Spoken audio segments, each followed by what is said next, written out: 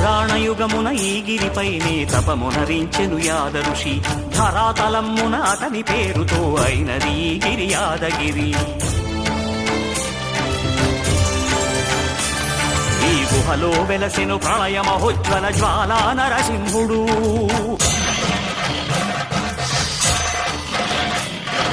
భక్తాభీష్టములన్నీ తీర్చే లక్ష్మీ నరసింహుడు.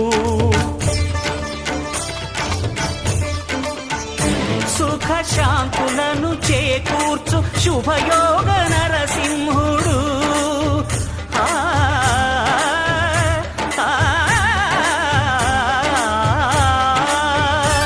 సుఖ శాంతులను చేకూర్చు శుభయోగ నరసింహుడు. నమో నమః నమో నమః. నమస్కరించెను నాలుగు దిక్కులు నఖముల వెలుగుకు మృక్కి.